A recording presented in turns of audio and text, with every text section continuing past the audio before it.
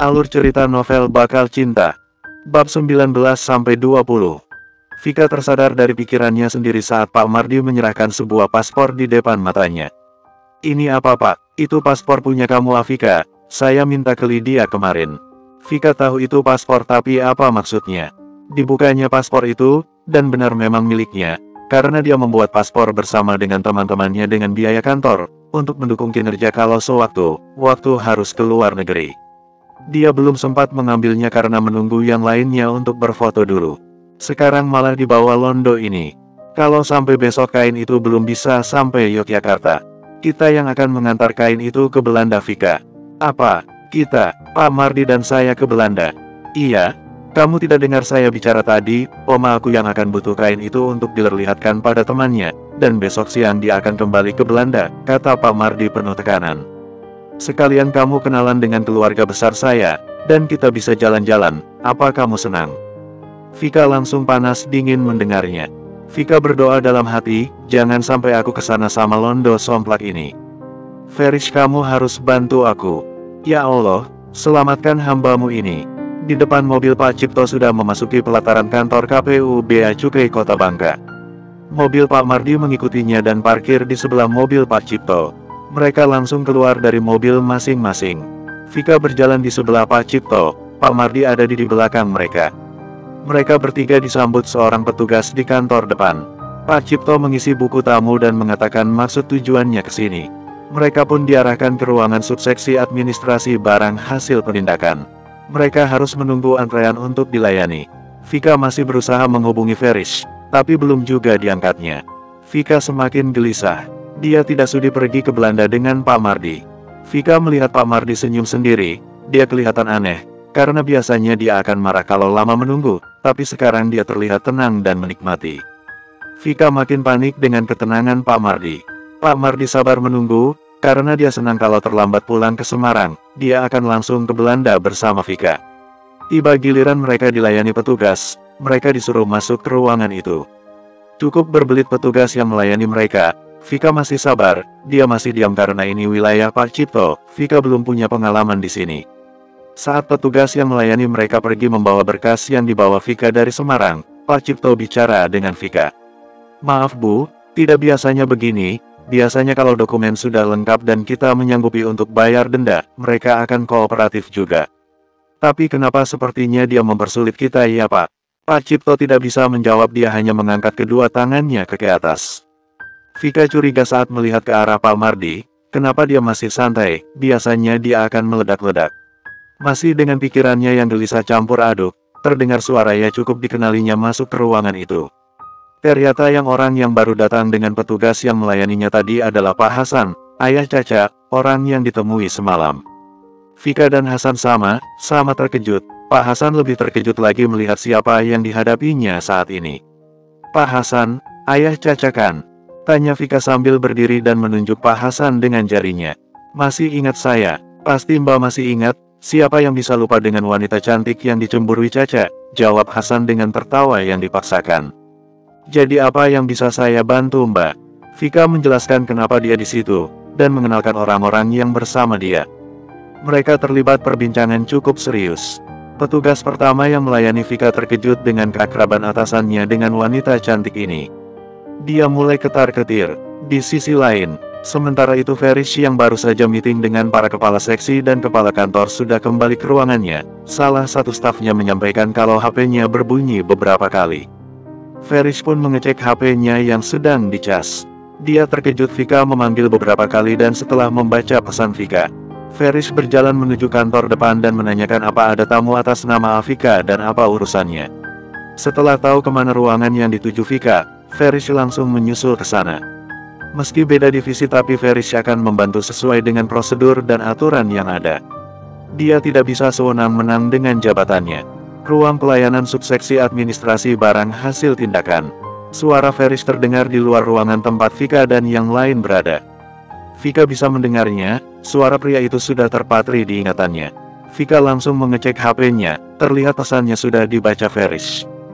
Vika cukup lega, berharap Ferish bisa membantunya. Terdengar ketukan di pintu ruangan itu. Semua yang ada menoleh ke pintu. Vika yang langsung menoleh berharap itu Ferish. Tapi ternyata bukan. Seorang pegawai wanita masuk dan memberitahu ke Hasan, bahwa Ferish menunggu di ruangannya. Hasan mengangguk dan pamit sebentar pada rombongan Vika. Mendengar nama Ferish, Vika tersenyum lega pada Hasan. Berharap akan langsung selesai. Ruang kepala subseksi. Hasan masuk ke ruangannya, dilihatnya Ferish sudah duduk dengan tenang di depan mejanya. "Hai bro, ada calon biniku, kan di sebelah." Tanya Ferish to the point. "Aku enggak tahu kalau dia akan berurusan di sini." So, what is the problem with her package from China? "Iya bro, aku juga baru tahu barusan. Stafku tidak bilang apa-apa sebelumnya. Aku cuma heran dari kemarin soal paket itu, cuma bayar denda dan menunjukkan bukti bayar pajaknya sudah beres di pelabuhan, kok harus kesini, aku jadi bingung. Tapi setelah aku dengar penjelasan bini kamu tadi, sepertinya ada yang bermain di sini. Ada orang yang mempersulit karena uang?" tanya Ferish. "Bisa jadi, tapi ini cenderung ada yang menghalangi, untuk masalah ini cepat selesai. Tapi aku belum tahu siapa, nanti aku cari tahu ya. Jadi bisa kamu bisa bantukan, sesuai dengan aturan yang berlaku, bukan karena aku." "Iya, itu masih diproses untuk membayar denda." "Sip, thanks bro," kata Ferish berdiri dan menepuk baju Hasan. "Thanks juga ya, kamu nggak langsung ke sebelah tadi." Ferish pun keluar dari ruangan Hasan lalu berjalan kembali ke ruangannya. Dia akan menunggu kabar dari temannya itu di ruangannya. Sengaja dia tidak menemui Vika, selain untuk menghormati dan menjaga nama baik instansinya, juga menghargai temannya yang bertugas.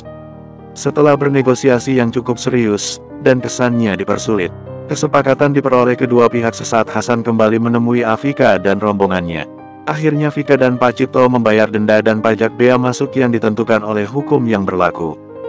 Sesuai dengan Undang Nomor 17 Tahun 2006 tentang perubahan atas Undang Nomor 10 Tahun 1995 tentang Kepabeanan, Peraturan Pemerintah Nomor 39 Tahun 2019 tentang perubahan atas PP Nomor 28 tentang pengenaan sanksi administrasi berupa denda di bidang kepabeanan, serta Peraturan Menteri Keuangan Nomor 99 PMK 04/2019 tentang tata cara penghitungan sanksi administrasi berupa denda di bidang kepabeanan.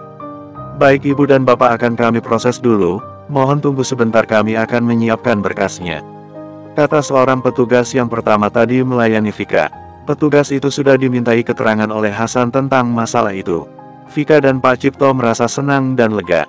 "Kira-kira memakan waktu yang lama enggak ya Mas?" tanya Vika pada petugas itu. "Tidak Ibu, hanya beberapa menit.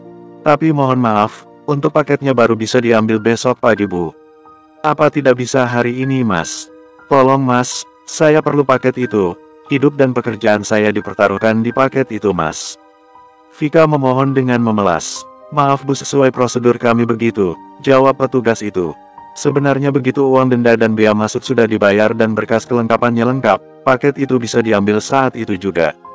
Tapi petugas itu sudah dipesan Hasan untuk tetap melaksanakan perintah orang yang membayarnya untuk mempersulit Vika, sekaligus mencari tahu siapa dalangnya. Vika duduk lemas di kursi, matanya berkaca-kaca, pengalaman baru untuknya berurusan langsung dengan birokrasi.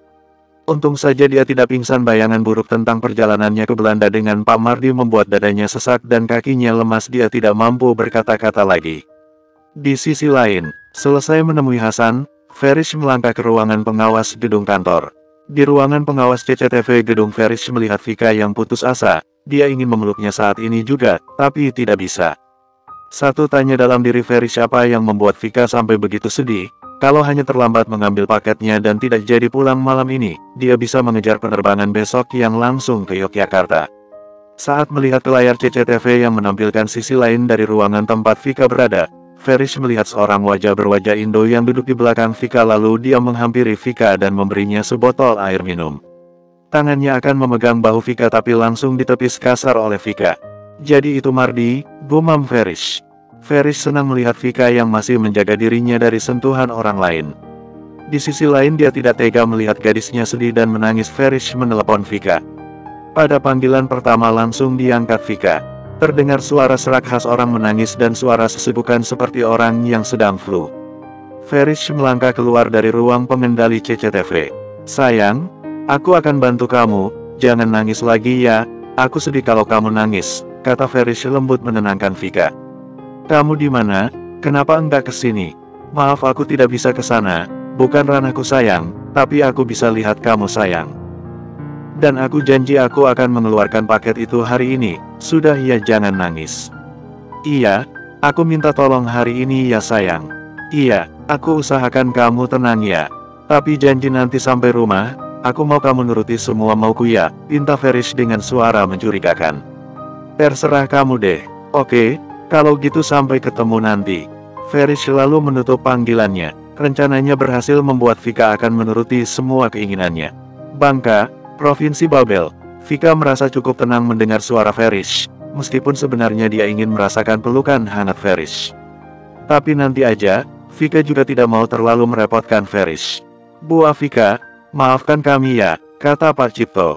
Iya Pak, mau bagaimana lagi? Beberapa menit kemudian petugas tadi datang lagi dengan membawa bukti pembayaran denda dan bukti penyerahan barang. Vika diminta untuk tanda tangan di situ. Awalnya Vika ragu untuk tanda tangan pada bukti penyerahan barang, karena Vika belum menerima paketnya. Tapi setelah petugas itu berbisik menyebut nama Farish dan secari kertas bertuliskan "It's okay sayang, ikuti dia", Vika pun menandatanganinya. Sudah semua Ibu, terima kasih sudah kooperatif, kata petugas itu. Dia merasa takut setelah tahu siapa wanita yang ada di hadapannya ini. Wanita yang sangat berharga untuk orang yang berjasa dalam hidupnya, salah satu atasan terbaiknya. Baik Pak, terima kasih, besok pagi saya akan mengambil paket saya, mohon bantuannya sekali lagi, kata Vika dengan suara tegas. Baik Bu, dan maaf saya tidak tahu kalau Ibu dan Pak Farish. Sudahlah, ini soal pekerjaan, sekali lagi terima kasih. Setelah menerima semua berkasnya Vika, Pak Cipto dan Pak Mardi pamit. Saat keluar ruangan itu, Hasan menemui mereka. Hasan minta maaf pada Vika tidak bisa membantu, karena semua adalah peraturan. Vika dan rombongan keluar, Pak Cipto pamit untuk kembali ke kantornya. Vika dan Mardi menuju ke hotel tempat Vika menginap kemarin. Pak Mardi juga akan menginap di hotel itu. Mobil Vika dan Pak Mardi meluncur dengan kecepatan sedang menuju hotel. Mereka saling diam. Pak Mardi membayangkan dia akan jalan berdua dengan Vika, dan dia merencanakan akan melamar Vika di sana. Dia harus bersabar dikit lagi. Sementara Vika dia sibuk tanya kenapa banyak yang aneh dalam masalah ini. Kedatangan Pak Mardi dan sikap anehnya. Petugas bea cukai yang mendadak jadi lembut. Sikap Farish yang menurutnya juga agak janggal sewaktu di kantornya tadi, bahkan Farish tidak menemuinya. Vika, coba lihat ke aplikasi kamu, sudah betul belum jalan kita, masih lama tidak? Tanya Pak Mardi terdengar bingung. Vika terkejut dengan pertanyaan yang mendadak itu. Kemudian dia buka aplikasi Maps di HP-nya. Jalur mereka sudah benar dengan aplikasi. Benar kok Pak, tinggal beberapa kilo lagi. Vika lalu melihat ke depan mencoba mengingat jalan yang dilaluinya tadi. Tak lama nampak dari jauh hotelnya kemarin. Itu dia, sudah nampak. Seru Vika senang sambil menunjuk ke depan. Pak Mardi melihat hotel itu, dia segera mempercepat laju mobilnya. Di sisi lain, sampailah mereka ke hotel tempat Vika menginap. Pak Mardi memarkirkan mobilnya di depan hotel. Mereka lalu masuk ke dalam bersama menuju front office desk. Vika membantu Pak Mardi memesan kamar. Selesai dengan pemesanan, Pak Mardi dan Vika menuju kamar masing-masing. Sengaja Vika memesankan Pak Mardi tidak satu lantai dengannya dengan alasan fasilitasnya. Vika, nanti kita makan siang bersama ya, di hotel ini saja saya masih capek kalau mau keluar, keluh Pak Mardi. Iya Pak, oh ya, kamar saya di lantai 3 jadi saya duluan ya Pak, kata Vika setelah lift yang mereka naiki berhenti di lantai 3. Pak Mardi hanya mengangguk pasrah, tidak bisa berbuat banyak. Pintu lift tertutup lagi dan membawa Pak Mardi menuju kamarnya di lantai 4. Vika masuk ke kamarnya, mengecek apa ada yang ketinggalan di kamar itu, karena semalam dia tidak sempat memeriksanya. Meyakinkan tidak ada yang tertinggal, Vika merebahkan dirinya lalu menelepon Farish mengatakan dia sudah ada di hotel. Farish bilang akan menjemputnya sebentar lagi. Selesai dengan panggilan dengan Farish, Vika menelepon ke Mbak Maya. Dia menceritakan semua kejadian hari ini. Mbak Maya pun heran dan khawatir dengan Vika, tapi tidak bisa membantu apa-apa. Sambil menunggu Farish, Vika memutuskan untuk berkeliling sekitar Nagoya, sekalian mencari sesuatu untuk oleh-oleh. Vika bangun dari ranjang lalu merapikan dirinya. Dia mengganti outernya dengan motif yang lebih santai, mengganti sepatu heelsnya dengan sandal santai jepit dari hotel yang free untuk tamu. Sepatu dimasukkannya dalam sebuah paper bag. Vika pun keluar dari hotel sekalian check out, dia akan menginap di rumah Farish lagi. Selesai check out dia berjalan keluar hotel. Menurut info dari pegawai hotel dia cukup berjalan mengikuti trotoar dia akan menemukan komplek pertokoan. Saat akan menyeberang jalan, Vika melihat mobil Farish di seberang jalan. Dengan segera dia melambaikan tangan ke arah Farish, perlahan dia menyeberang. Tanpa Vika sadari ada seseorang di dalam mobil yang terparkir di depan hotel yang melihatnya. Terlihat garis senyum mengembang di wajah Farish. Vika langsung membuka pintu dan masuk. Baru duduk dan menutup pintu Farish sudah menariknya untuk dipeluk. Maaf ya sayang aku tidak bisa bantu apa-apa. Sudahlah, tapi aku ingin pergi dari sini sekarang, aku pusing. Mendengar kata pusing, Farish mengecek suhu badan Vika. Diletakkannya telapak tangannya ke kening Vika. Sayang aku nggak demam, aku cuma butuh jalan, bisa temani aku cari oleh-oleh. Syukurlah, bisa sayang, aku izin hari ini, jadi bisa temani kamu, kemanapun. Sampai izin segala, enggak perlu Rish, enggak boleh gitu. Iya, sekali ini aja kok, aku khawatir sama kamu. Mobil pun melaju ke pusat perniagaan Nagoya. Farish membawa Vika ke deretan pertokoan yang menjual aneka macam coklat. Mata Vika langsung berbinar cerah, senyumnya mengembang. Farish memarkirkan mobilnya di depan salah satu toko. Vika langsung masuk dalam toko meninggalkan Farish. Mudah banget sih buat kamu bahagia sayang, kata Farish pada dirinya sendiri. Farish menyusul Vika yang sudah membawa keranjang di tangannya. Sayang, kamu yang bayarkan? Tanya Vika dengan kedipan mata genit. Farish tersenyum lebar dengan tingkah Vika. Your pleasure is my command mom. Vika senang mendengarnya. Dia mengambil berbagai jenis coklat dan meminta rekomendasi dari pemilik toko. Satu keranjang penuh dengan aneka coklat. Saat akan membayar terdengar suara pria dari pintu. Vika kenapa kamu meninggalkan saya? Kan saya minta kamu nunggu saya. Vika dan Farish menoleh bersamaan, terkejut. Pak Mardi, ada yang bisa saya bantu? Saya baru belanja Pak. Dan kenalkan Pak Mardi ini Farish. Farish mendekat ke Pak Mardi. Farish memperkenalkan diri sebagai tunangan Vika. Farish ingin menunjukkan kepemilikannya atas Vika. Pak Mardi terlihat marah, wajahnya merah dan tangannya mengepal. Vika apa yang dia katakan itu? Jelaskan pada saya. Suaranya yang besar dan keras mengagetkan seisi toko. Dia mendekat ke Vika dan mencengkeram tangan Vika. Au, Bapak menyakiti saya. Berontak Vika mencoba melepaskan tangannya. Iya Pak, saya sudah bertunangan dengan Farish. Ini cincin pertunangan kami. Jelas Vika lalu mengangkat tangannya yang memakai cincin. Farish maju untuk membantu Vika tapi ditahan oleh Vika. Melihat Vika kesakitan Farish marah, tapi dia juga tidak mau membuat keributan di tempat umum. Meski ingin sekali Farish memberikan bogemnya pada Pak Mardi. Maaf Pak Mardi, saya masih menghormati Anda sebagai atasan Vika. Jadi lepaskan tangan Anda dari tangan Vika, kata Farish dengan penuh penekanan dan jari yang menunjuk wajah Pak Mardi. Sebelah tangannya lagi masih dipegang oleh Vika yang menahannya. Vika, ini semua bohong kan? Besok kita akan ke Belanda, kita temui orang tua saya. Maaf Pak, hubungan kita hanya sebatas pekerjaan. Dan saya menghargai Anda sebagai adik dari bos saya. Selebihnya tidak ada Pak, kata Vika penuh emosi yang tertahan. Dan soal ke Belanda saya belum menyetujui ajakan Bapak untuk mengantar paket Bu Lydia ke sana. Anda memanfaatkan situasi saat saya terpojok dengan pekerjaan saya. Sekarang sudah jelaskan Bapak Mardi yang terhormat. Tolong lepaskan tangan Anda, dan jangan buat keributan di sini. Para pengunjung toko mulai kasak kusuk. Mereka mendapat tontonan gratis cerita bak di sinetron. Kamu lebih memilih dia daripada saya Vika? Tanya Pak Mardi pada Vika. Iya Pak, karena saya mencintai Farish. Bukan Pak Mardi, saya mohon Bapak juga jangan mengganggu saya lagi, ucap Vika tegas. Pak Mardi merasakan kekecewaan yang mendalam. Hatinya sungguh pedih. Vika menolaknya. Perlahan dilepaskannya tangan Vika. Dia perlahan mundur dan pergi keluar dari toko coklat itu. Selepas kepergian Pak Mardi, Vika menghamburkan dirinya di pelukan Farish. Dilihat tangannya memerah di pergelangannya. Sudah sayang, lanjutkan belanjanya, dilihatin orang, kata Farish menenangkan. Vika melepas pelukannya dan mengerucutkan bibirnya sambil mengambil keranjang belanjanya dibawa ke kasir. Sudah Rish, ini aja. Males bawanya, berat pulang nanti. Kasir menerima keranjang Vika dan menghitungnya. Pegawai satunya mencuri, curi tatap dengan Vika. Dia heran dengan seorang wanita yang sederhana diperebutkan dua pria yang cakepnya nggak ketulungan. Vika tahu dia dilihatin orang, tapi dia maklum karena dia sudah membuat insiden di toko itu. Jadi dia hanya senyum aja. Dia menunggu kasir sambil main HP. "Sayang, pesawat kamu jam berapa?" tanya Ferris tiba-tiba tanpa melihat Vika. Dia sibuk berkirim pesan dengan temannya.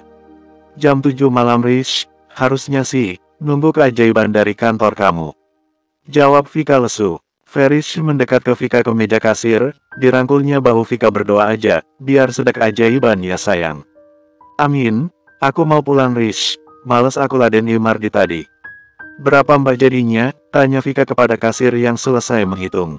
Kasir menyebutkan nominalnya, dan Ferris mengeluarkan kartu debitnya untuk membayar. "Ada toko tas dan sepatu lo sayang di depan, mau kesana enggak?" "Enggak ah, pulang aja, aku masih punya tas dan sepatu," jawab Vika sambil mengambil kantong belanjanya. Ferris menerima kartunya kembali dan memasukkannya dalam dompet. Mereka pun mengucap terima kasih dan minta maaf atas keributan tadi. Pemilik toko tersenyum dan mengucap terima kasih. Vika dan Ferris kemudian meluncur pulang ke rumah Ferris. Di sisi lain, sampai di rumah, Ferris mengajak Vika masuk ke ruang tengah. Ferris mengobati pergelangan tangan Vika yang mulai membiru.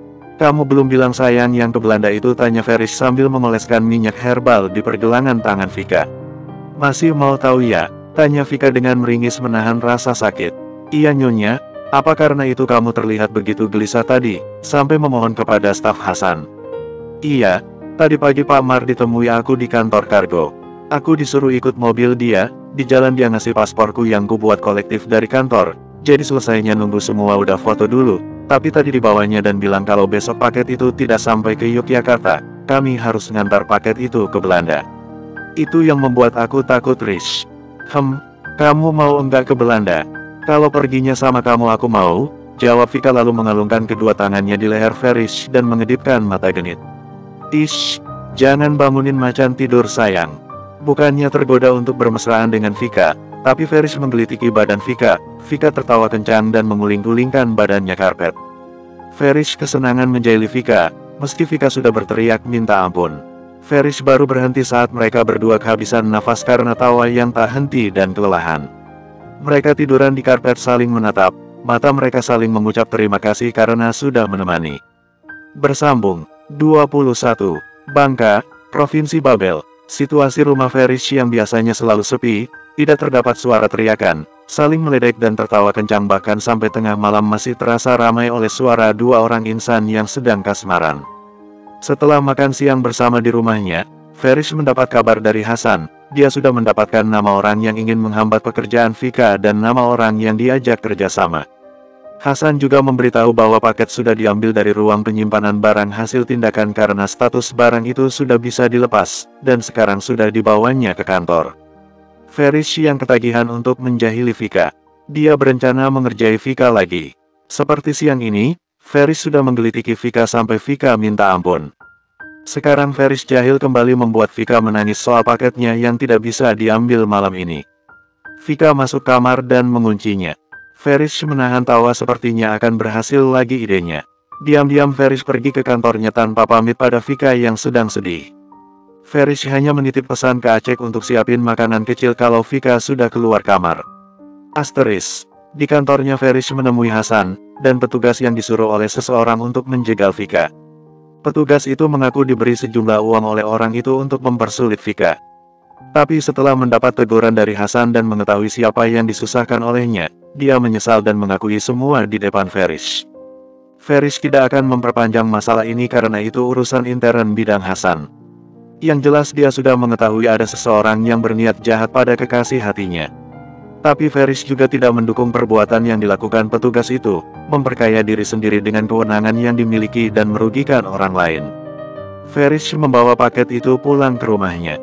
Sebelum pulang dia singgah di toko bunga. Dia membeli setangkai mawar putih untuk Vika. Sampai di rumah Ferris, turun dari mobil dan membuka pintu pagar. Saat berbalik badan, Ferris melihat Pak Mardi di depannya. "Sejak kapan dia mengikutiku?" tanya Ferris dalam hati. Dia bersikap cuek dan masuk ke mobil lagi untuk membawa mobilnya masuk. Pak Mardi diam dan menyelinap masuk. Ferris kecolongan lagi di rumahnya sendiri, membiarkan Pak Mardi masuk. Pak Mardi masuk ke dalam pagar dan berteriak-teriak memanggil Vika di teras karena pintu rumah Ferris dikunci semua. Pak C dan Acek yang di dalam rumah terkejut. Mereka membuka pintu untuk melihat apa yang terjadi. Ferish mendekati Pak Mardi. Vika tidak berada di sini Pak Mardi, jadi sebaiknya Anda pergi sini atau saya panggil keamanan untuk mengusir Anda, kata Ferish tegas. Tidak mungkin Afika tidak di sini, dia sudah check out dari hotel, dan kamu bilang tunangannya jadi kamu pasti tahu di mana dia. Pak Mardi yang emosi berbicara sambil menunjuk Ferish. Meskipun saya tahu di mana Vika, saya tidak akan mengatakannya pada Anda. Kamu tidak tahu siapa saya akan merebut kembali Afika dari kamu. Afika milik saya, sebelum kamu datang Afika bahagia bersama saya. Dengan apapun saya akan pertahankan Vika menjadi milik saya. Ferish berdiri di dekat pintu pagar. Silakan Anda keluar dari rumah saya Pak Mardi yang terhormat. Afika, saya tahu kamu di dalam, keluarlah. Mari kita bicarakan baik-baik. Pak Mardi masih berteriak-teriak. Vika yang tadinya terlelap terkejut dengan suara teriakan, dia dengarkan dengan baik suara siapa. Begitu mendekat ke jendela dan mengintip terlihat Pak Mardi yang berteriak. Vika keluar kamar dan turun untuk menemui Pak Mardi tapi ditahan oleh Acek. Ferish menyuruh Pak Cik menelepon keamanan komplek. Pak Mardi, sia-sia saja Anda berteriak, Vika tidak di sini. Jadi selama saya masih sabar silahkan Anda keluar. Tak menunggu lama dua satpam komplek datang. Pak Mardi masih menjaga harga dirinya begitu satpam memegang kedua lengannya untuk menyeretnya keluar. Dia menyerah dia keluar dari rumah Ferish dan memberi ancaman pada Ferish. Berhasil mengusir Pak Mardi, Ferish masuk ke dalam rumahnya. Dilihatnya Vika sudah di ruang makan dengan segelas air. Vika terlihat sedih, dan itu menyakitkan hatinya. Ferish menghampirinya dan duduk di sebelah Vika. Ferish menyentuh tangan Vika yang berada di atas meja. Mau hadiah dariku enggak sayang? Tanya Ferish penuh senyum. Hadiah? Atas apa? Kamu sudah berhenti menangis dan keluar kamar, yuk ambil hadiahmu. Ferish mengajak Vika ke mobilnya. Ferish membuka mobilnya dan memberikan setangkai mawar putih yang dibelinya tadi kepada Vika. Vika terharu dan berkaca-kaca, dia menerima bunga mawar itu dan memeluk Ferish. Kok bisa ngasih bunga sih sayang? Cantik banget bunganya, seru Vika. Enggak apa sih? Ingin aja tadi lihat bunga terpikir beli buat kamu, seneng nggak? Nggak ada alasan khusus gitu. Tapi aku seneng, aku selalu pingin dikasih bunga kayak ini, kata Vika dengan pandangan kosong menerawang jauh di pelukan Ferish. Ya udah, duduk di sana yuk, ajak Ferish ke pinggir kolam ikan. Tunggu di sini dulu ya, katanya setelah Vika duduk di satu buah bangku dari semen. Ferish melangkah ke mobilnya lagi, dia mengambil satu buah kotak. Kotak yang bertuliskan merek mie instan yang jingle iklannya sangat khas sekali, dan terkenal di luar negeri. Dibawanya kotak itu pada Vika dan berkas kelengkapannya. Satu lagi sayang hadiahnya. Ferish sambil berjalan ke arah Vika. Diletakkannya kotak itu di satu buah meja batu di depan Vika duduk.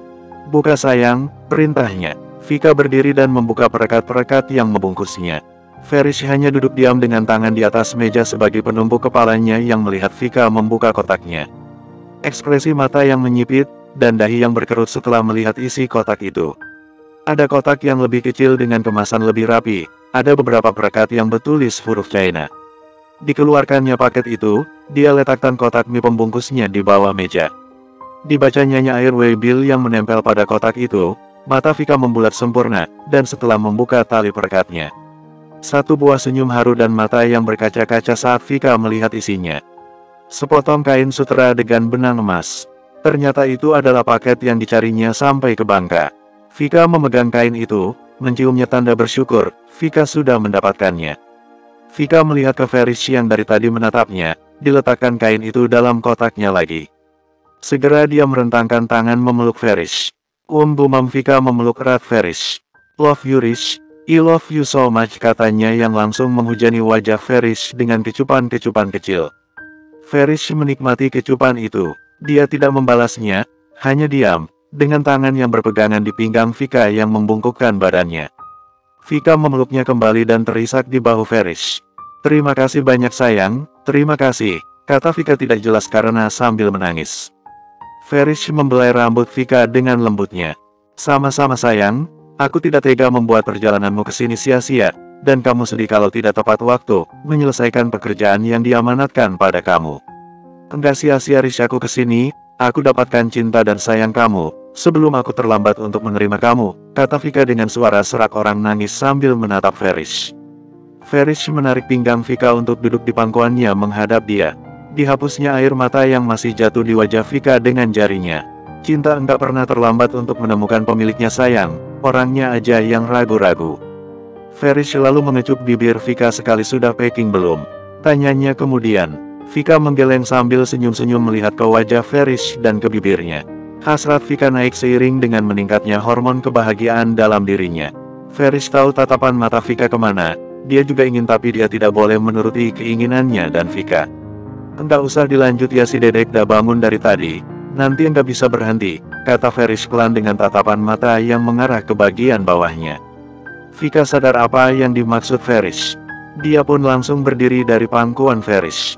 Farish lalu tertawa keras dengan kepanikan Vika. Vika yang malu lalu melangkah ke dalam rumah. Aku packing ya sayang, teriaknya dari dalam rumah. Menunggu Vika packing, Farish menghabiskan waktunya dengan membaca tapi TV juga menyala. Dia menghindar untuk berduaan dengan Vika yang di kamar, agar tidak ada penyesalan. Mas, minumnya, kata Acek membawakan Farish segelas minuman sirup dan camilan. Acek, siapin tempat bekal yang dulu saya bawa dari Semarang ya Cek. Itu punya ibunya Vika, biar dibawa pulang sekalian. Tapi Acek isi apa gitu buat Vika di jalan, dia tipe yang mudah lapar kalau di jalan. Iya mas, Mbak Vika jadi pulang hari ini ya, kok cepet banget. Keluh Acek. Farish mengulas senyum. Dah terbiasa ada Vika ya Cek. Dia kesini urusan kerjaan aja, jadi karena sudah selesai ya dia balik. Iya mas, rumah ini jadi rame, saya seneng, kata Acek semangat. Doakan biar kami cepat halal ya Cek. Amin. Iya mas, kami doakan Mas Farish dan Mbak Vika menikah, punya anak-anak yang lucu, dan bahagia. Amin, makasih Cek. Acek siapin bekal Mbak Vika dulu ya mas. Farish mengangguk dan senyum, dia lanjut membaca lagi. Vika packing dengan senang hati, dia bisa segera pulang. Masalah dengan Pak Mardi tidak dia pikirkan lagi. Yang penting tugas utamanya sudah siap dia bawa pulang. Masih ada tanya yang terselip di hatinya, nanti dia akan bertanya pada Farish. Selesai packing, Vika turun menghampiri Farish di sofa. Krish panggil Vika melihat Farish yang fokus dengan bukunya. Vika mendekat tapi duduk di depan Farish di dekat kakinya yang dia luruskan di sofa. Krish, sebenarnya ada apa dengan berbelitnya proses paketku tadi? Awalnya mereka tidak mau melepas paketku, tapi setelah Hasan menemuiku dan kamu juga bantu, mereka seperti takut sama kalian dan perlakuan mereka pun berubah, tanya Vika heran. Farish melipat sudut lembar bukunya lalu menutupnya. Ada yang mau ngerjain kamu sayang, staf Hasan yang menemui kamu pertama kali tadi ada yang nyuruh dia, ngasih dia uang untuk nahan paket kamu lebih lama, meski kamu sudah bayar denda. Yang jelas manajer kargo itu yang memberi uang. Tapi siapa yang bisa nyuruh dia mempertaruhkan nama perusahaannya? Aku belum tahu, kata Farish serius. Aku sama Hasan belum bisa tanya detail pada kargo itu, selama kamu masih di sini. Akan berbahaya buat kamu kalau kami membongkarnya sekarang. Kalau perusahaan pengiriman barang sampai berbuat kesalahan pada kustomernya, perusahaan itu yang rugi, kemungkinan dia akan kehilangan kustomernya. Nah, Pak Cipto sampai mau menuruti orang yang membayarnya pasti karena jumlahnya besar atau karena dia mendapat tekanan. Tidak mungkin kalau tidak alasan karena jabatannya dan nama baik perusahaan dipertaruhkan. Seandainya Vika mau memperpanjang masalah ini akan sangat mudah untuk menjatuh dua orang sekaligus. Staf Hasan dan Pak Cipto, Orange Cargo pun akan menjadi tercoreng namanya. Vika menyandarkan badannya di sofa, menghela nafas panjang dan memejamkan matanya.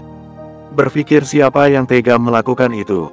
Mengingat apa dia pernah membuat orang sakit hati.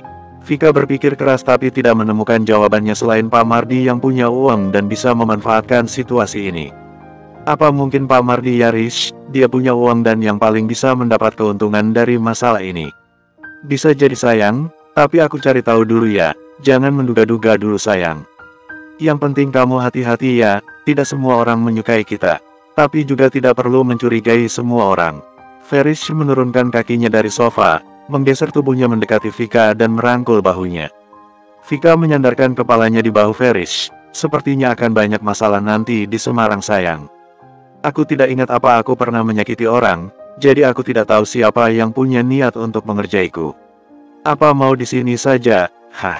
Tanya Farish sambil memainkan jemari Vika.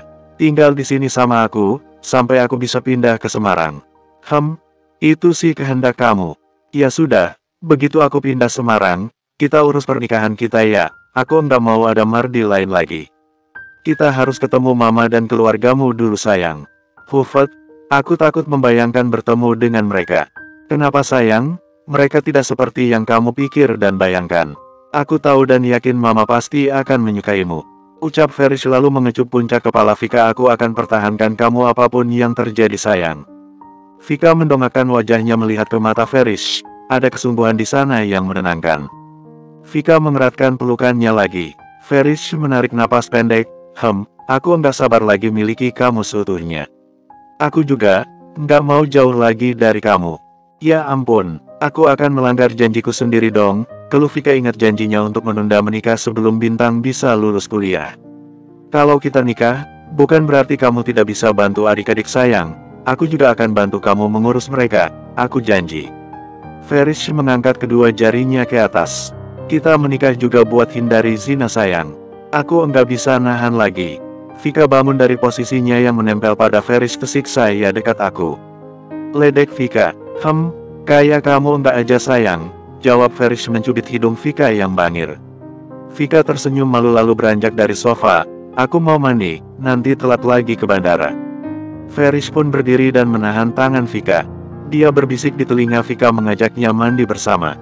Vika sudah seperti udang rebus wajahnya. Dia malu lalu berlari ke kamar. Farish melihat sinyal bagus dan segera mengejar Vika. 22. Semarang, Jawa Tengah. 20 jam kemudian Vika sudah berada di kantornya. Masih pagi, baru beberapa yang datang. Semalam Vika sampai di rumah tengah malam. Vika mempersiapkan beberapa barang yang akan dibawa ke Yogyakarta pagi ini selain kain dari China itu. Vika sudah memberi kabar pada Bu Lydia bahwa dia sudah di kantor dan barang-barang yang akan dibawa sudah siap. Lengkap dengan berkas yang menyertai, agar tidak terjadi masalah seperti kemarin. Bu Lydia yang sudah khawatir Vika akan terlambat mendapatkan paketnya, saat mendengar laporan dari Vika kemarin. Sekarang dia bisa lega, dia senang Vika bisa diandalkan. Vika, panggil Bu Lydia begitu masuk ke ruangan Vika. Melihat Vika sendirian memasukkan beberapa sampel kain dan baju dalam box. Bu Lydia, pagi Bu, maaf masih dirapikan dulu, kata Vika tidak menyangka bosnya akan cepat datang. Enggak apa Vika, ini ya paketnya. Tanya Bu Lydia sembari membuka kotak yang di atas meja. Ya ampun Vika, saya hampir serangan jantung kamu kasih kabar kemarin tuh. Bahkan alternatif yang Mardi berikan tidak mengurangi kekhawatiran saya. Oma dan kliennya tuh rewel, semua harus tepat waktu, harus perfect. Saya nggak kebayang menghadapinya, Steve juga takut dengan Oma dan mamanya. Saya malah takut diajak Pak Mardi ke Belanda Bu, jawab Vika polos. Kemarin sempat ada masalah dikit. Tapi untung ada teman yang bantu jadi bisa dilepasin sorenya. Iya, saya mikirin kamu sendiri di sana. Kalau kargonya mau bantu nggak apa, tapi kalau tidak gimana. Jadi saya setuju usul Mardi menyusul kamu, dan rencana terakhir mengajak kamu ke Belanda. Menemui Oma, karena Mardi kesayangan Oma. Vika, Mardi beneran suka sama kamu. Sejak saya mengenalnya saya belum pernah lihat dia seperti itu. Saya cuma kasih tahu saja, semuanya terserah kamu. Saya dan Steve tidak akan ikut campur. Perusahaan juga tidak akan ikut campur pastinya. Iya Bu, tapi maaf saya sudah menerima pinangan orang lain. Enggak usah minta maaf, bukan salah kamu, perasaan tidak bisa dipaksakan. Iya Bu, terima kasih perhatiannya, saya lega. Tadinya saya takut kalau saya tidak menerima Pak Mardi saya dipecat, canda Vika. Ya enggak mungkinlah Vika. Kamu mau bergabung di sini saya sudah senang sekali. Kita profesional ya Vika, jawab Bu Lydia sambil tertawa. Nah, sudah siap Bu, sudah bisa dibawa. Ini kelengkapan berkasnya juga sudah lengkap, kata Vika sambil menumpuk map di atas box yang sudah ditutup rapi dengan lakban. Biar di sini dulu ya, nanti biar mobilnya ke sini. Saya masuk ruangan dulu, Steve juga belum sampai, jawab Bu Lydia lalu melangkah keluar dari ruangan Vika dan berjalan menuju kantor utama. Di depan pintu sudah ada tim Vika yang menunggu. Mereka tidak berani langsung masuk karena mendengar suara Bu Lydia di dalam. Begitu Bu Lydia keluar, mereka bergegas masuk dan menemui atasannya. Pagi Mbak, sapa mereka kompak. Asi segera memeluk Vika karena senang Vika sudah kembali. Pagi, jawab Vika. Kamu kenapa sih? Tanya Vika membalas pelukan Asi. Kami senang Mbak Vika sudah kembali. Kemarin Mbak Maya seharian di sini. Cerita soal masalah yang Mbak Vika alami, dia merasa bersalah tidak bisa menemani Mbak Vika. Lalu kami takut kalau Mbak Vika tidak kembali hari ini Mbak Vika bisa kena marah atau parahnya dipecat, kata Pugo panjang lebar. Asih melepaskan pelukannya pada Vika. Iya mbak, soalnya bully dia kemarin juga uring-uringan terus. Syukurlah mbak berhasil, kami nggak mau kehilangan atasan kami yang cantik ini, kata Pras bercanda untuk pertama kalinya. Semua tertawa mendengar Pras bisa bercanda juga. Vika Kusuma Dewi sayangku, teriak Mbak Maya begitu membuka pintu dan langsung memeluk Vika erat. Lega banget kamu bisa berhasil. Semalam aku sampai tidak bisa tidur, ingin cepat ketemu kamu. Gimana cerita lengkapnya, desak Mbak Maya maksa Vika cerita. Nanti aja deh aku ceritanya, sambil makan siang oke? Mbak Maya yang traktir aku gulai kambing, jawab Vika semangat. Kenapa gulai kambing? Aku nggak boleh makan itu dulu, tekanan darahku naik dari kemarin Vika, stres aku mikirin kamu di sana. Aku butuh asupan tenaga dan semangatnya kambing mbak, kata Vika sambil melangkah ke ruang pribadinya. Mbak Maya lesu mendengarnya, tapi tidak bisa menolak keinginan Vika yang sudah susah payah berjuang sendiri. Jangan lesu gitu dong, nih aku bawain coklat, biar nggak stres lagi. Hibur Vika sambil membawa satu kantong plastik coklat keluar. Bagi-bagi ya kalian soalnya cuma sedikit. Mereka langsung menyerbu coklat itu, satu orang dapat satu bungkus, masih ada 4 bungkus lagi. Sudah kalian, tanya Vika pada mereka yang sudah pegang masing-masing. Mereka mengangguk puas. Asih antar yang 2 bungkus ke tempat Pak Yan dan 2 bungkus Mbak Maya bawa aja ke depan bagi di sana. Dapat 1 butir kan nggak apa, kata Vika. 2 bungkus ini ke tempat Pak Yan ya mbak, aku antar ke sana, kata Asih dengan mulut penuh berisi coklat. Mbak Maya pun membawa 2 bungkus lagi ke kantor utama untuk ditaruh di pantry untuk siapa saja yang mau. Bel kantor berbunyi tanda mereka harus mulai bekerja. Vika masuk ke ruang pribadinya. Dia akan menelepon Ferish. Sejak tadi pagi dia belum meneleponnya. Pras, Asih dan Pugu mengerjakan tugas masing-masing di meja panjang depan ruang kerja Vika. Mereka harus mengejar untuk kiriman sebelum tahun baru. Jadi dalam beberapa hari ini mereka harus menambah porsi pekerjaan mereka jika tidak mereka akan kewalahan dan tidak sesuai jadwal. Dari dalam ruangan Vika kenapa Natalnya hari Sabtu ya, sama aja bohong liburnya ini. Pras, Asih dan Pugu tertawa mendengar atasannya mengeluh. Ya kalendernya dah gitu mbak, nggak bisa diubah lagi, kata Pugu. Sabtu ini aku ingin libur seharian tidur di rumahku. Tapi aku udah janji sama anak-anak panti ngajak mereka untuk naik kereta Klutuk Jaladara, aku udah pesan tiketnya. Ya kalau sudah dipesan gimana lagi mbak, kasihan juga anak-anak kalau nggak jadi, komentar Pras. Iya, kaos seragaman mereka juga udah jadi dan hari ini mau dikirim langsung ke panti, mereka udah lama ingin naik kereta itu. Saya juga ingin mbak, kata Asih. Sama saya juga belum pernah, sahut Pugu. Pras, kamu juga ingin nggak? Tanya Vika langsung. Enggak terlalu ingin mbak, tapi kalau diajak mau, karena belum pernah juga, saya ajak anak istri saya. Jadi mau ikut semua, tapi kamu Asih dan Pugu jangan bawa pacar kalian, nanti kalian ikut jagain anak-anak panti, gimana? Enggak apa asal boleh ikut, jawab Pugu cepat.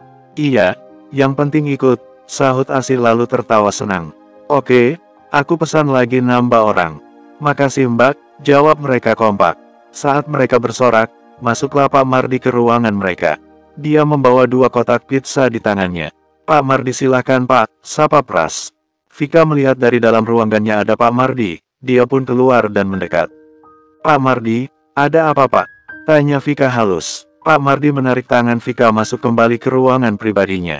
Au, teriak Vika begitu Pak Mardi menyentuh tangannya. Berdesir hati Pak Mardi mendengar Vika mengeluh sakit. Hatinya lebih sakit. Dia menyesal sudah kasar dengan Vika.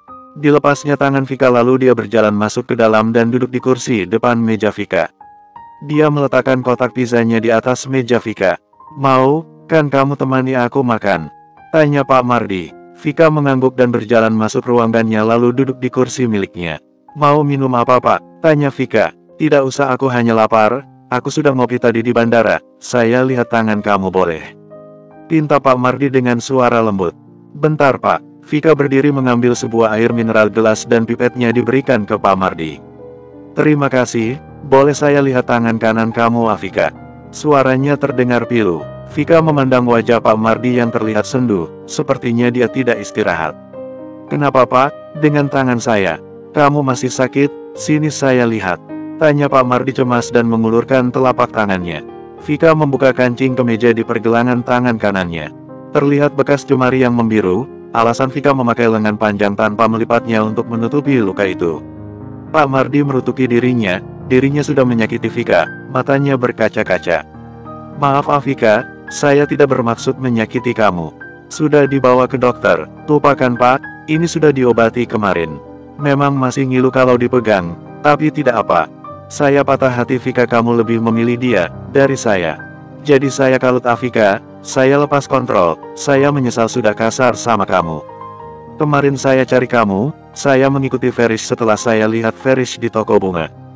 Tapi saya tidak menemukan kamu di rumah Ferish, kamu kemana? Dan tadi pagi Steve telepon saya, bilang kamu sudah pulang dan membawa kain itu. Bagaimana bisa Afika? Maaf Pak, saya tahu Bapak ke rumah Ferish kemarin, karena saya menginap di sana dari malam saya datang. Saya tidak berani menemui Bapak. Soal kain itu, ada seseorang yang membayar petugas bea cukai untuk menahannya. Saya tidak tahu maksudnya apa, Ferish masih menyelidikinya, kata Vika sambil mengambil sepotong pizza menaruhnya di piring lengkap dengan garpu dan diberikan pada Pak Mardi. Silahkan Pak.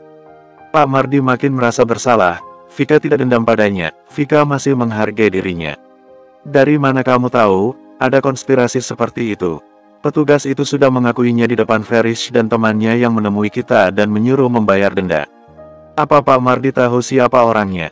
No, saya tidak tahu Afika, saya baru tahu sekarang. Tapi Pak Mardi mengambil kesempatan untuk membawa saya ke Belanda, dengan alasan untuk bertanggung jawab atas keterlambatan paket, kata Vika setengah berteriak. Tim Vika tidak sengaja mendengar percakapan Vika dan Pak Mardi, mereka saling memandang bertanya kejadian yang sebenarnya di Bangka. Saya benar-benar tidak tahu Afika, ya saya yang diuntungkan di masalah kemarin, tujuan saya untuk melamar kamu di Belanda di depan mama saya. Tapi bukan berarti saya yang berbuat curang itu Afika. Justru saya juga sedang melindungi Lydia dan Steve dari amukan Oma dan Mama. Melindungi perusahaan ini juga dari kegagalan tender besar klien Belanda. Vika terkejut dengan penuturan Pak Mardi. Benar kata Bu Lydia tadi pagi, Bu Lydia dan Pak Steve takut menghadapi Oma dan Mamanya. Oma ingin saya segera menikah Afika, jadi untuk meredam amarah Oma karena paketnya terlambat rencananya saya akan membawa kamu di depan Oma sebagai calon istri saya, jadi amarah Oma akan teralihkan perhatiannya dengan kabar baik dari saya. Jadi siapa yang tega melakukannya Pak? Saya bingung, keluh Vika. Saya juga akan cari tahu. Saya curiga ini sudah bermasalah sejak pengiriman dari China, kenapa perusahaan kargo sebesar Orange bisa salah? Iya Pak Mardi, maaf sudah menuduh Bapak. Wajar kamu menuduh saya, kamu tidak menyukai saya, kamu cinta sama Ferish. Vika menunduk dengan perkataan Pak Mardi yang terdengar sedih dan pilu. Tapi saya juga belum akan berhenti dapatkan kamu, Ferish, kan jauh di sana, mungkin kamu bisa berubah pikiran. Vika tersenyum terpaksa menanggapinya Pak yang satu saya bawa ke depan ya, saya tidak sanggup menghabiskannya. Vika mengalihkan pembicaraannya, iya, tapi kamu tetap di sini temani saya. Vika memanggil Asi untuk masuk, lalu diberikannya sekotak pizza untuk dimakan bersama yang lain. Asi pun mengucap terima kasih pada Pak Mardi. Di sela-sela makan Pak Mardi membujuk Vika untuk menerima pemberian mobil darinya. Vika tetap menolaknya dan mengancam tidak akan mau bertemu dengan Pak Mardi lagi. 23. Bangka, Provinsi Babel. Ferish masih bergelung dengan selimutnya saat Vika meneleponnya subuh tadi. Dia malas bangun, karena dia masih mencium aroma green tea milik Vika yang menempel di tempat tidurnya. Dia sudah merindukan Vika. Aku bisa gila kalau harus menunggu lama, untuk memiliki kamu sayang, gumam Ferish masih menciumi bantal yang dipakai Vika. Suara ketukan di pintu menyadarkan Ferish dari khayalan bersama Vika. Acek memanggilnya dengan nada khawatir. Ferish pun membuka pintu. Mas Ferish kenapa? Enggak biasanya belum bangun, jadi Acek takut Mas sakit. Ferish cuma masih males bangun aja Cek. Enggak ada apa-apa, kata Ferish penuh senyum. Ya sudah, Ferish sholat dulu Cek. Acek pun turun kembali ke dapur untuk menyiapkan sarapan. Lega kalau anak asuhnya baik-baik saja. Tak lama, Ferish pun turun menuju musola, sholat subuh hampir habis waktunya. Setelah sholat biasanya dia akan berolahraga tapi hari ini dia enggan melakukannya. Dia memilih bergelung di kamar lagi, dan berpesan pada Acek untuk membangunkannya jam 6:30 nanti. Lumayan 1 jam untuk mengenang Vika yang sudah pulang. Asteris. 2 jam kemudian Ferish sudah berada di kantornya. Dia cukup banyak pekerjaan hari ini, karena izin setengah hari kemarin. Hasan menemui dia di ruangannya, mengabarkan bahwa kesalahan pertama dari paket Vika adalah kargo yang China, dengan sengaja mengirim lewat jalur Bangka. Hasan sudah menemui Pak Cipto perwakilan Orange Cargo. Dia mengakuinya, bahwa ada seorang wanita, yang meminta dia untuk berubah jalur paket itu. Tapi Pak Cipto tidak mengenalnya, dia hanya mendapat transferan uang saja. Seperti dugaan Ferish, ada yang berusaha menghancurkan karir Vika.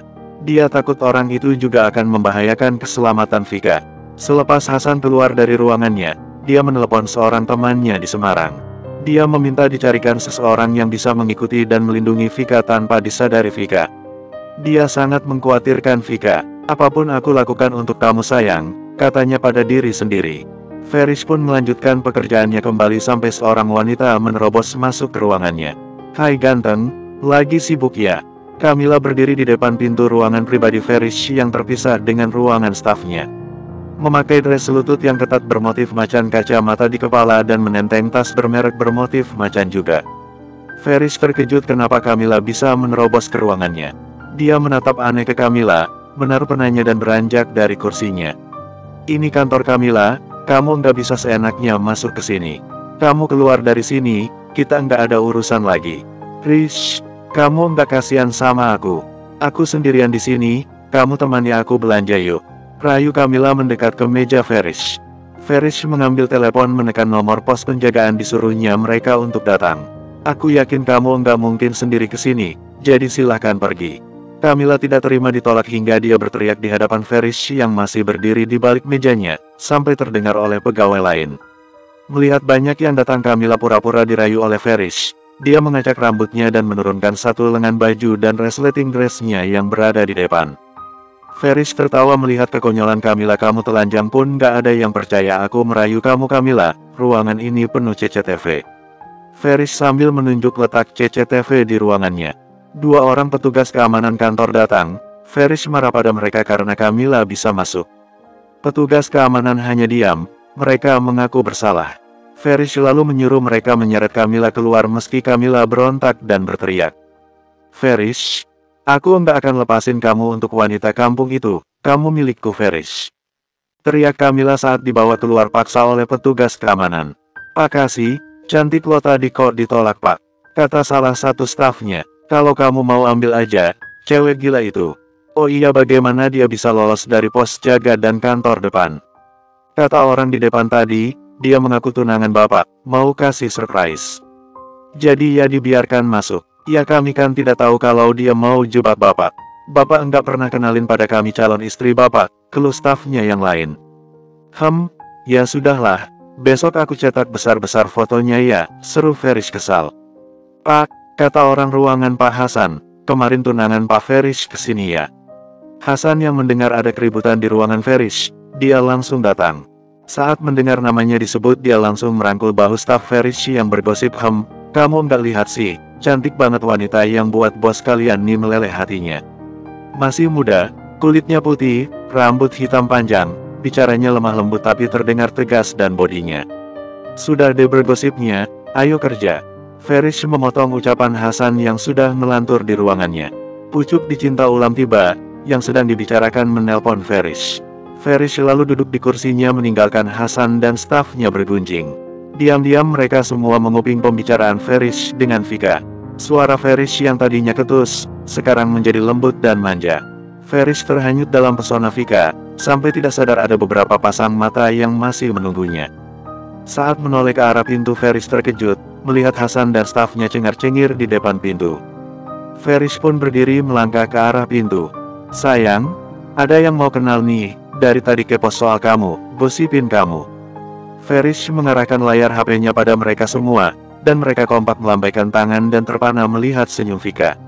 Udah dulu ya sayang, nanti aku telepon lagi, love you. Ferish pun menutup panggilan Vika. Sudah puas kalian, sekarang balik kerja. Perintah Ferish pada stafnya dengan suara keras tapi seakan mau tertawa. Kalau benar kemarin kesini, berarti ada dong di rekaman CCTV. Ayo kita ke sana, ajak seorang staf Ferish yang masih ingin tahu soal Vika pada teman-temannya. Dan mereka semua menuju ruang pengawas. Tertinggal Hasan yang tertawa senang sudah menjahili Ferish. Dia juga bahagia sahabat jomblonya sudah punya pasangan. Wah, para mereka, sampai ke ruang pengawasan. kata Ferish mengelengkan kepala. Mereka penasaran Rish, cewek seksi yang barusan aja kamu tolak, terus yang seperti apa idaman kamu itu? Hasan masih tertawa lebar. Ferish kembali dalam mode serius bro, enaknya buat ngawasin Vika. Aku sewa tentara apa preman aja ya, aku khawatir dengan seseorang yang mau menjegal dia kemarin. Bisa saja kan orang itu nekat mencelakakan Vika.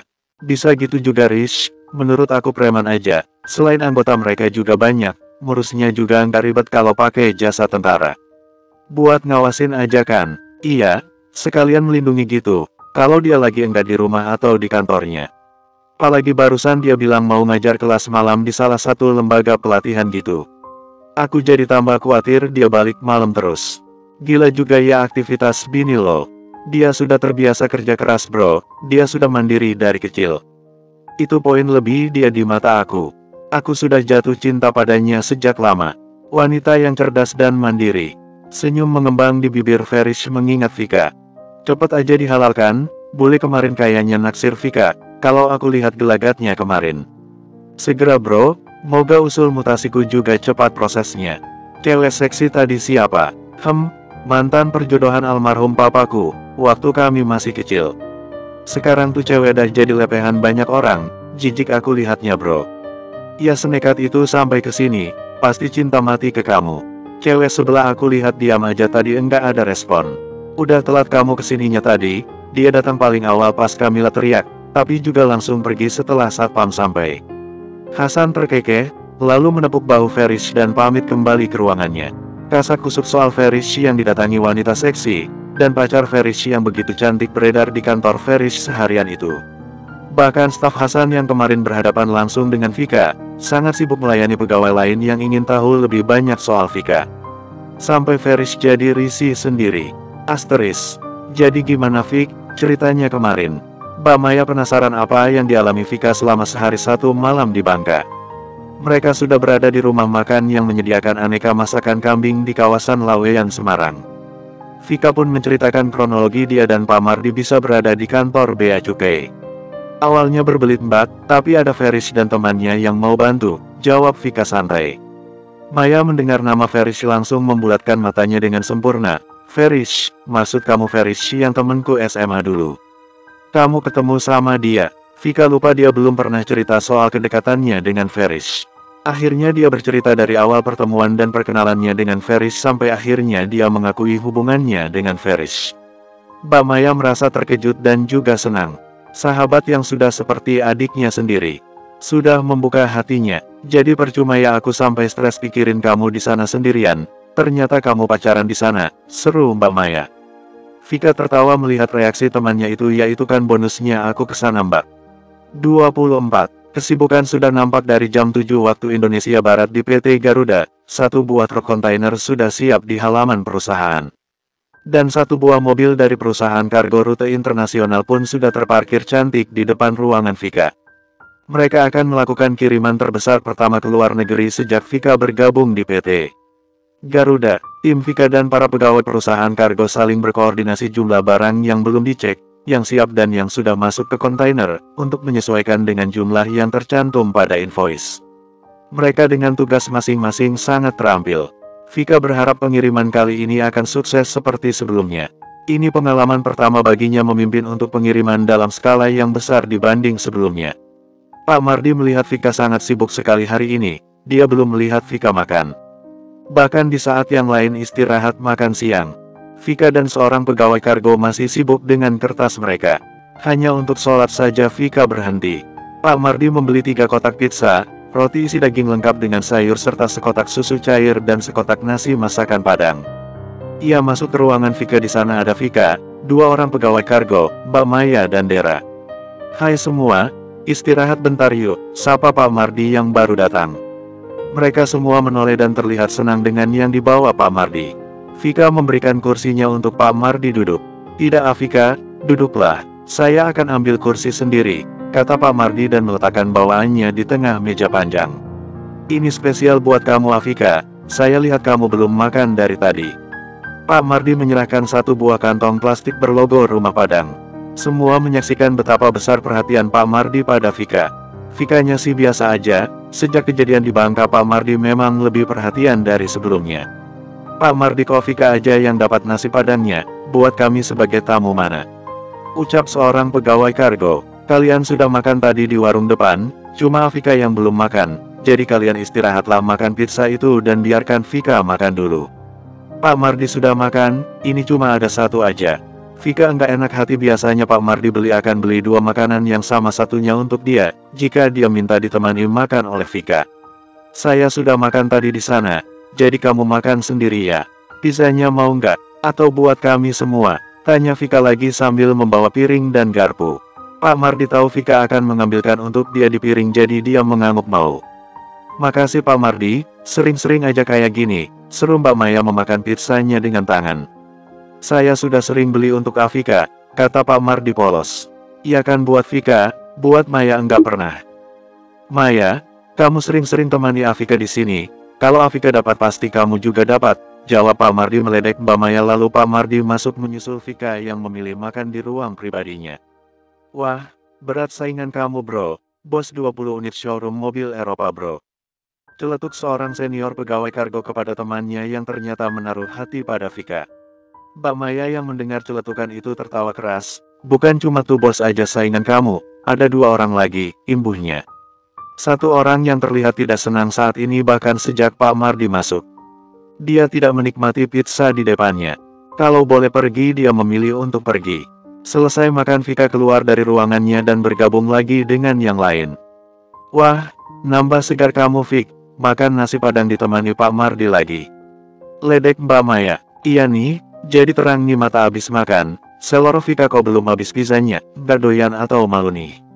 Itu mah dasar kamunya tadi lapar, bukan karena nasi padangnya, kata pegawai kargo yang masih muda bernama Zaka. Kamu ngiri ya Mas Zaka? Kalau begitu besok traktir aku nasi padang yang dekat kantor kamu ya, canda Vika sambil mengambil sepotong pizza dan langsung menggigitnya setengah. Zaka menyanggupi permintaan Vika dengan senang hati. Buset, perut apa karet Vika? Kamu masih naksir cewek rakus gitu? Ledek Mbak Maya. Rakus tapi masih cantik kok, ya kan Vika? Jawab Zaka. Sontak saja mereka semua tertawa mendengar gombalan Zaka untuk Vika. Vika sampai terbatuk-batuk karena tertawa. Pak Mardi menyodorkan botol minum Vika yang di mejanya. Kamu dengar rayuan gitu sampai batuk, ucap Pak Mardi. Terima kasih Pak, ucap Vika setelah menerima botol minum yang diberikan Pak Mardi. Sama-sama, saya pergi ya, bye semua. Pamit Pak Mardi. Ayo lanjut, kata senior pegawai kargo. Mereka melanjutkan pekerjaannya, sampai akhirnya semua box sudah masuk ke kontainer, dan lengkap sesuai data invoice. Truk kontainer pun keluar dari PT Garuda, tinggal mobil perusahaan kargo yang masih ada karena dua pegawainya masih di ruangan Vika. Mereka berbincang dengan Bu Lydia dan Pak Steve yang mengucapkan terima kasih atas kerjasama PT Garuda dengan perusahaan kargo mereka. Sudah pukul 3 sore, pegawai kargo itu pun pamit kembali ke kantor mereka. Vika, terima kasih banyak, saya tahu kamu mampu, kata Bu Lydia lalu meninggalkan ruangan Vika. Terima kasih Bu, jawab Vika senang. Masih ada dikit waktu nih, kita siapkan untuk lokal kita sekalian, jadi untuk besok pagi tinggal angkut aja, gimana? Masih sanggup enggak? Tanya Vika pada timnya. Masih Mbak, daripada kita disuruh lembur besok, jawab Ugu.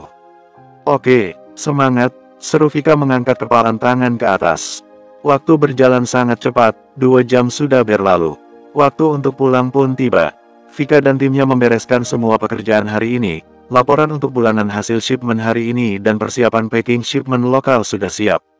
Vika mengajak semua pulang tepat waktu. Tidak ada lembur. Sore ini dia akan mulai mengajar di lembaga pelatihan setingkat diploma 1 sebagai dosen yang mengajar ilmu bisnis. Karena sudah membawa baju ganti, Vika memilih untuk mandi di kantornya. Jadi bisa langsung ke tempat pelatihan tanpa harus pulang dulu. Asih masih menunggu Vika mandi, dia takut ada orang yang tiba-tiba masuk ke kantornya. Ternyata benar saja, Pak Mardi masuk mencari Vika. Mengajaknya pulang bersama. Melihat Asih yang sendirian, dia bingung. Pak Mardi, Mbak Vika lagi mandi. Ada perlu apa Pak? Bilang saja pada Vika, saya menunggunya di mobil, saya akan mengantarnya pulang. Pak Mardi pun keluar dari ruangan Vika dan masuk mobil. Vika selesai mandi, dan sudah berganti baju melihat Asih masih asik main game di komputer. Pak Mardi kesini ya? Iya Mbak, Beliau menunggu di mobil, jawab Asi menunjuk ke mobil yang terparkir di depan pintu. Vika ikut melihat keluar, dia hanya mencibikkan bibirnya lalu memakai bedak dan lipstiknya. Kemudian dia keluar mengetuk kaca mobil Pak Mardi. Pak Mardi pun membuka kaca mobilnya menyuruh Vika masuk. Tapi Vika menolak dan menjelaskan kalau dia akan mengajar dulu, belum pulang. Pak Mardi lalu keluar dari mobil, ada banyak mata yang melihat interaksi Vika dan Pak Mardi. Baiklah, saya antar kamu kemanapun kamu mau pergi. Selagi saya ada waktu Afika, motor kamu biar di sini saja. Nanti saya juga jemput kamu kalau sudah selesai mengajar. Vika menghembuskan nafasnya kasar, kesal dengan otoriter Pak Mardi. Dia malas berdebat apalagi di kantor, banyak yang melihatnya. Lalu diputuskan Vika mau diantar oleh Pak Mardi. Vika menyuruh Asi membawa motornya dan mengantarnya ke kampus pelatihan itu, kebetulan tidak jauh dari rumah Asi. Vika membereskan barangnya, lalu menutup pintu ruangannya. Kemudian masuk ke mobil Pak Mardi. Asteris, kenapa kamu masih kerja lagi Afika? Kamu butuh uang. Berapa? Kamu bisa bilang sama saya. Iya Pak, saya butuh uang, tapi saya tidak mau meminta pada siapapun termasuk orang tua saya. Saya masih bisa berusaha sendiri Pak. Tapi saya tidak tega melihat kamu kerja keras gini, sampai mencari pekerjaan lagi. Saya akan minta Steve naikkan gaji kamu nanti, biar kamu nggak perlu kerja di tempat berbeda. Pak Mardi, ini bukan hanya soal uang Pak, tapi juga keinginan saya untuk punya pengalaman di bidang lain. Saya terpanggil untuk membagi ilmu saya. Kalau mendapat bayaran yaitu bonusnya. Meski gaji saya dinaikkan oleh Pak Steve, saya tetap akan mengajar juga. Apa kamu enggak capek? Kamu enggak ingin seperti gadis lainnya yang kumpul bersama teman-temannya, berbelanja, pacaran? Saya normal Pak, tentu saja saya ingin. Tapi itu ada waktunya Pak, dan pacar saya juga enggak keberatan dengan aktivitas saya. Kalau saya tidak akan mengizinkan kamu kerja sekeras ini Afika. Vika hanya senyum menanggapinya. Tak terasa mereka sudah sampai di kampus Vika mengajar. Vika keluar dari mobil dan mengucap terima kasih. Tak lupa untuk tidak perlu menjemputnya karena Asi sudah membawakan motornya. Pak Mardi terkejut ternyata Asi ada di belakang mobilnya. Kamu memang cerdas Afika, gumam Pak Mardi dalam hati. 25. Kantor pelayanan utama Bea dan Cukai Bangka. Waktu sudah lepas maghrib, Ferish masih berkutat dengan berkas kepabeanan. Pekerjaan dia menumpuk, hingga dia dan 2 orang stafnya harus lembur. Di sela istirahatnya Ferish mendapat laporan dari orang yang sudah disuruhnya untuk mengikuti Vika. Berbekal 1 buah foto yang diberikan Ferish, orang itu memulai pekerjaannya dari pagi Vika beraktivitas berangkat bekerja dari rumahnya. Dan malam ini dia melapor bahwa Vika diantar dengan mobil ke sebuah kampus di daerah Rutan Semarang, tak jauh dari rumah Ferish. Vika memang telah berpamitan dengannya sore ini dia akan mulai mengajar di kampus itu, tapi yang membuat Ferish marah, kenapa Vika tidak bilang akan diantar oleh Mardi. Ferish mencoba menghubungi Vika, tapi handphonenya tidak aktif. Ferish menunggu sampai Vika menghubunginya sambil tetap menyelesaikan pekerjaannya karena dia akan cuti saat libur Natal sampai Tahun Baru. Tepat pukul 20.30 Vika menghubunginya. Vika telah menyelesaikan jam mengajarnya di 2 kelas. Ferish menerima panggilan itu sambil bekerja. Handphonenya enggak aktif, kenapa sayang? Sengaja aku matikan Rish, soalnya lagi ngajar, biar enggak ganggu aja. Sekarang dah selesai jadi aku hidupkan. Besok lagi disilent aja, enggak usah dimatikan biar aku enggak panik. Terus kalau ada kabar penting, kan bisa tahu. Iya, enggak gitu lagi deh. Kamu masih di kantor? Iya, tapi bentar lagi pulang kok, dah mau selesai. Ya udah, aku juga mau pulang, takut kemalaman aku bawa motor soalnya.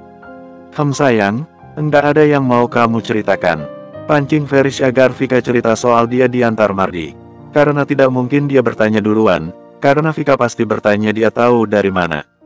Apa ya? Jawab Vika sambil mengingat. Enggak ada deh Rish, semua biasa aja. Kecuali hari ini pengalaman pertamaku menjadi dosen, kata Vika dengan senyum senang. Enggak ada lagi.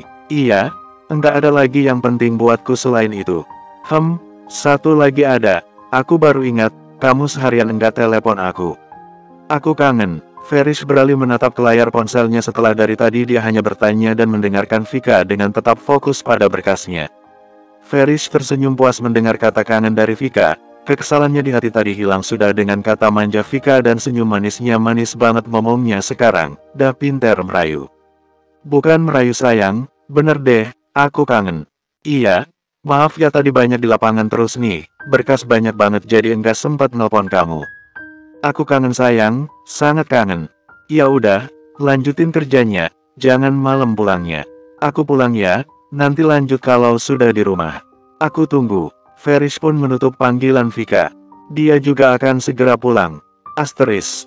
Semarang, Jawa Tengah. Vika membereskan buku-bukunya dan bersiap pulang. Vika melangkah menuju ruangan dosen. Di ujung lorong kelas, seorang mahasiswanya menunggunya. Mencoba menawarkan untuk mengantar Vika. Vika tersenyum dan menolaknya halus. Tapi mahasiswa itu masih mengikutinya sampai di ruang dosen. Vika masuk ke dalam dan menyapa dosen lain yang belum pulang. Vika meletakkan buku-bukunya di atas meja, mengganti sepatunya dengan sandal yang lebih nyaman untuk pulang. Teman dosen yang lain juga akan pulang karena sudah tidak ada kelas lagi. Vika paling muda di antara mereka, karena kebanyakan sudah pada menikah dan anak mereka telah besar. Saat keluar Vika masih melihat mahasiswanya tadi, kamu kenapa belum pulang? Saya bawa motor, dan saya sudah biasa pulang sendiri. Jadi ayo pulang. Vika sambil berjalan ke tempat parkir. Saya bisa antar kamu Vika dengan mobil saya, ini sudah malam, tinggalkan saja motor kamu di sini. Terima kasih banyak ya, saya naik motor saja. Vika segera memakai helmnya dan masker.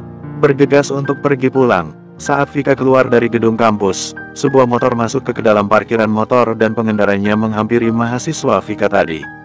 Mengancamnya untuk tidak mengganggu Vika jika masih mau hidup. Lalu dia segera pergi menyusul Vika dan tetap menjaga jaraknya sampai Vika tiba di rumahnya dengan selamat. Asteris. Tiba di rumah Vika merasa kelelahan, selesai makan dia masuk ke kamarnya. Rebahan di kasur kesayangannya, niatnya hanya untuk rebahan tapi Vika terlelap dalam tidurnya. Ibu Aminah mengetuk pintu meminta untuk masuk, tidak ada jawaban dari Vika, beliau membuka pintunya. Dilihatnya sang anak telah tertidur pulas. Ibu menyelimuti Vika dan mematikan lampu kamarnya. Terlihat di meja ponsel Vika berdering, terlihat panggilan dari Ferish. Tapi ibu tidak berani untuk mengangkatnya, tapi juga tidak tega membangunkan Vika. Ibu kemudian keluar dari kamar Vika dan menutup pintunya. Ibu berjalan ke ruang tengah mencari nomor telepon Ferish. Seingat ibu, bapak pernah menuliskannya di buku catatan telepon. Setelah menemukannya ibu menelepon Ferish dengan telepon rumah. Pada panggilan ketiga baru diangkat Ferish. Assalamualaikum, Nak Ferish. Waalaikumsalam. Iya bu, saya Ferish. Maaf ada apa bu? Apa kabar nak? Lama tidak ke rumah. Alhamdulillah, ibu sehat kan? Maaf ibu, Ferish masih kerja jadi belum bisa main ke rumah. Alhamdulillah, ibu sehat nak. Barusan ibu dari kamar Vika lihat Nak Ferish telepon, tapi Vika telah tidur, ibu enggak tega buat bangunin. Jadi kalau ada pesan untuk Vika, insya Allah besok ibu sampaikan. Ah, enggak ada apa kok bu, Ferish cuma ingin ngobrol aja sama Vika. Enggak ada yang penting bu. Terima kasih ibu sudah kasih kabar, biarkan aja kalau Vika sudah tidur bu. Ya sudah, kalau begitu. Sudah malam, besok telepon lagi aja Vikanya, ya nak. Iya bu, terima kasih, selamat istirahat. Ibu Aminah pun menutup teleponnya. Bapak yang baru masuk rumah melihat ibu yang senyum sendiri di kursi heran sendiri. Ibu kenapa senyum sendiri di situ? Habis telepon siapa? Ibu telepon Nak Ferish pak, tadi dia telepon Vika. Tapi Vikanya sudah pulas tidur, jadi ibu telepon aja Nak Ferish biar mereka enggak salah paham besok. Sepertinya Nak Ferish serius sama Vika bu, bapak senang Vika mendapat pasangan yang baik. Semoga mereka berjodoh bu. Iya, ibu juga senang pak, tapi kita masih ada tugas belum kita selesaikan pada Vika pak.